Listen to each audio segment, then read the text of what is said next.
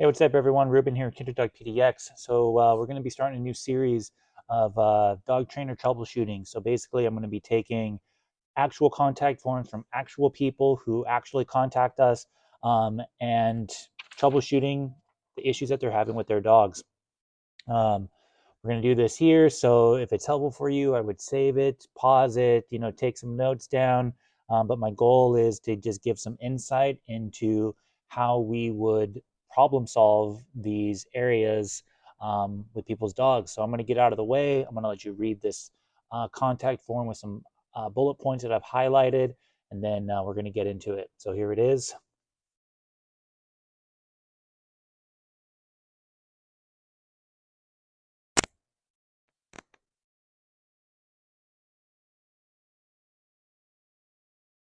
All right. So I hope that was enough time. Um, so what do we got here? We've got an 8-year-old. I'm gonna blow this up a little bit. Whoops. That's fine. Whatever. So we got an 8-year-old blind, partially deaf, newly adopted dog. He nips when being given treats, lunges and nipped, or he lunged and nipped when putting on his belly band. He wears a belly band to keep him from marking in the house. He bit my husband in the hand when he was trying to keep him out of the trash when Rudy knocked it over. He doesn't use a crate. He sleeps in bed with the owners and their other dog. He has free access to the house, and overall, they're concerned for the safety of their visiting grandson. Can he be trained to not bite or nip? And if so, are we the people that can do it? So, um, this is a tough one. I mean, can it be done? Sure. Is it going to take a lot of work? Yes. So, 8-year-old blind and partially newly adopted dog. So, first thing, we want to have this dog on a leash, because the fact that it's blind, it needs to know where to go. So, we need to be able to direct the dog around. And the fact that it's deaf, hard of hearing. So, we need something to help move the dog around so that we can show them what we want them to be doing. Okay. So, this dog should 100% be on a leash all the time. Okay. It nips when being given treats. So while that sucks, I want to be able to give the dog treat. We don't always have to give treats from our hand. So I would be working on some training. If this is a newly adopted dog, chances are it hasn't had a lot of training in the past. So now would be a great time to start, even if it is blind and partially deaf. Okay. I would put that treat in their hand and then maybe put on the floor or something. See if I can't encourage that dog to start to use its nose a little bit. Okay. Um, but I would be working on some sort of food games, right? And also, it might even be like, how did the dog nip their hand? Are they holding it with their treats, at their fingertips, so the dog can nip your fingers? Usually, we want to hold it in this little palm of our little pocket of our palm here, so the dog has to put their nose into the palm. It keeps us from getting our fingers chomped. Okay. Um, whereas a belly band, I'm not 100%. This is actually the first time I've heard of this. But if you're using it just to keep the dog from marking in the house, I would be 100% using a crate for this dog, because it doesn't use a crate. So the crate is going to help with helping the dog hold its bladder. It's going to prevent marking, things like that, right? This is where the leash comes into play again as well. Dog sleeps in the crate. You put the leash on the dog. You bring them out of the crate, take them outside, let them go to the bathroom. Okay. Um, I would I would ixnay the bed privileges for now. If this is a newly adopted dog, like, we need to first establish clear rules and boundaries. Okay, having your dog sleep in the bed too soon can really convolute that, especially if the dog is already nipping at you, lunging at you, bit your husband and stuff. Having it sleep in the bed with you can 100% be sending mixed messages as to what's allowed and what's not allowed. Basically, right now you're saying you are allowed to be able to bite us. Okay. So I would ixnay that privilege, right? Again, these aren't forever, but this would be something that we would want to do initially for a period of time until we started seeing better behavior coming from our dog.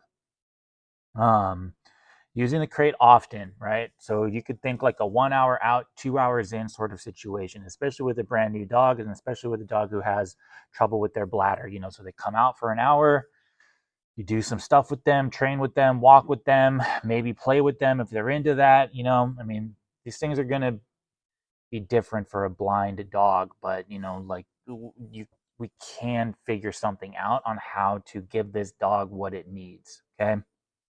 um no free access to the house. That's just going to promote marking behavior, things like that.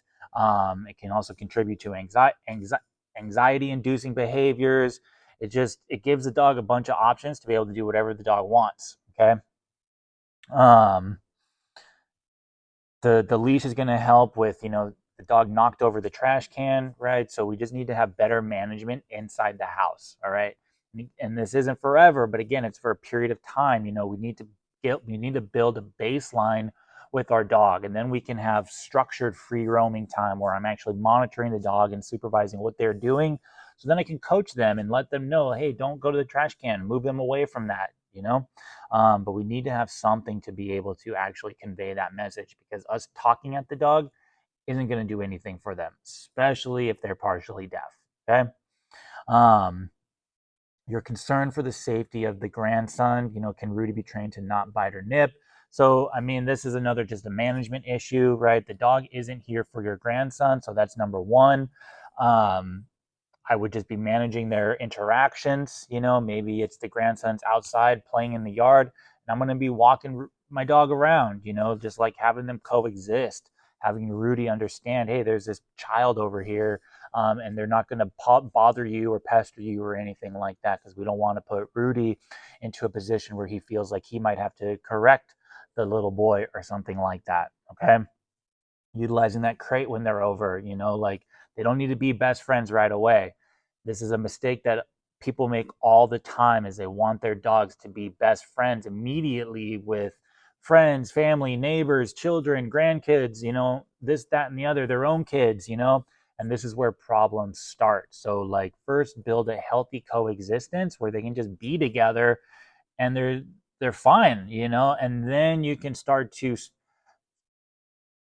intentionally get them together. And this is going to take training exercises and things like that to help show your dog how to actually be around people, introduce themselves to people. What do these introductions look like? Okay. um, so this is really quick. I'm trying to cover a lot in just a little short 10 minutes here, or even a little bit faster than that. But like this is a big thing, and in the form they ask, can they be the people who do it? And sure, you can, but are you willing to do the work that it takes in order to make this happen? If not, just crate your dog up. He doesn't need to be friends with your grandson. Um, but this is something that you all would have to ask yourselves if it is the good fit. This is a lot of work, especially with the blind and partially deaf dog. It takes a lot of work with a dog who's perfectly able-bodied. So this would definitely be something you have to ask yourselves: is, am I ready to do this sort of work? If not, then I might need to take the dog back to the shelter, or adjust my expectations as to what I'm looking for with this dog. Okay. So yeah, I think that's all I have for this round. Let me know if y'all have any questions. You can shoot them in the comments there.